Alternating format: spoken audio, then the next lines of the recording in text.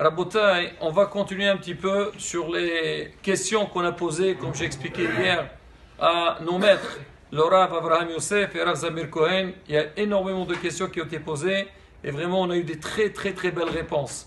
Alors maintenant, hier le Rav Avraham Yosef, il avait fait un cours sur Halachot Shabbat. Alors il a parlé surtout sur le Kiddush.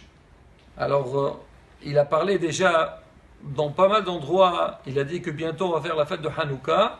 Il dit parmi les choses que les Evanim, les Grecs, ils ont interdit aux Juifs de faire à l'époque des Hashmonaïm, c'est ne pas faire Shabbat. Pourquoi ne pas faire Shabbat? Au contraire, les Juifs ne travaillent pas, ils ne vont pas gagner de l'argent. Alors il dit, en fait leur but c'était pas un but financier pour que les Juifs ne gagnent pas de l'argent, mais plutôt ils savaient que le Shabbat c'est une source de bénédiction dans le foyer juif. On a dit, on en parlait de ça la semaine dernière, on a dit tu ne travailles pas le Shabbat, ne t'inquiète pas, il y a un grand salaire. Comme c'est marqué quand Kadosh Baruch Hu, il a dit Moshe Rabbeinu va dire au peuple d'Israël que je vais leur donner le Shabbat.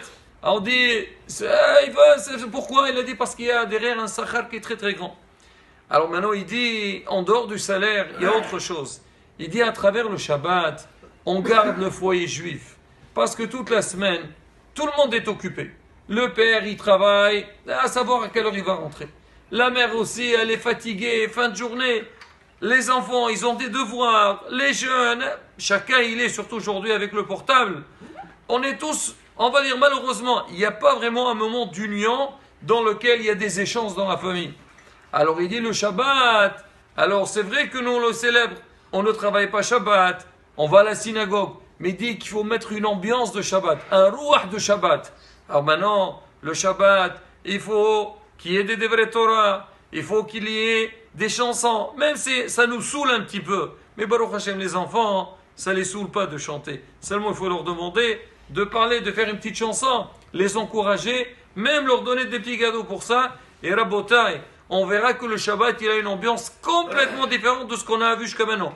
On adore tous le Shabbat. Baruch Hashem, on mange bien, on se repose bien, on vient à la synagogue. Mais Rabotai, il faut aussi qu'il y ait un rouah. On dit un enfant, il grandit avec ça. Quand un enfant, il a grandi dans une famille dans laquelle, Baruch Hashem, le Shabbat, il a sa place. Il sait que la table, elle est exceptionnelle. Mais il sait aussi, tout le long de la Séouda, alors il y a le Kiddush qui se fait dans les normes. Il y a des Devrei Torah, il y a des chansons, il y a des échanges. Et surtout, Baruch Hashem, Hashechem Israël, dans les écoles, alors souvent, les parents, ils donnent aux enfants un feuillet dans lequel ils vont poser des questions à la maison. Même des fois, ils demandent de signer. Est-ce que vous avez posé les questions à table? C'est très beau ça. C'est-à-dire les enfants déjà, ils te demandent, attends, arrête de manger, moi j'ai mes questions. Alors si je veux pas les poser, comment je vais faire? Comment vous allez signer? Le père dit, t'inquiète pas ma fille, je signerai même si tu n'as pas posé des questions. Hasbi shalom, au contraire. Tu lui dis comme ça, tu vas le prendre à mentir la petite. Ou le pied, bien sûr. Mais Rabotai, donc il y a de quoi? Quelqu'un dit, moi j'ai pas de hidouche. Rabotai, même si tu n'as pas de hidouche, cherche. Ou bien écoute la dracha du Rav à la synagogue et tu auras quelque chose à dire. Raconte une histoire. Combien ça peut aider? À vous rappeler tout cette semaine, quand il a posé la question, il a dit on demande beaucoup de choses aux enfants, mais aujourd'hui les enfants ils sont quoi? Ils sont des saltos, quoi. Non, pas ça, le savent tout. Ils veulent pas. Tu dis comme ça, tu l'intéresses avec ça. Il dit comment je fais? C'est vrai, on a envie comment dire, d'intéresser nos enfants, mais quand tu as dit, d'un côté, ils connaissent, et même quand ils connaissent pas, ça les saoule, ça les intéresse pas. Alors ils trouvent, disons ailleurs, ils trouvent beaucoup plus, des choses plus intéressantes, alors que c'est pas sûr que c'est intéressant. Alors qu'est-ce qu'il a dit, le Rav Avraham Yosef? Il a dit un moyen avec lequel on peut énormément intéresser les enfants, c'est quoi? C'est quoi Les cadeaux. Non, en dehors des cadeaux. T'attaches le cadeau. Combien de cadeaux? Les chansons, ils savent chanter mieux que nous. Les Hazak ou Baruch, les histoires. Et il a dit les histoires. Qui n'aime pas les histoires? Même nous, on adore les histoires. Moi, je vous dis franchement, personnellement, beaucoup de fois, on fait des drachot de Baruch Hashem.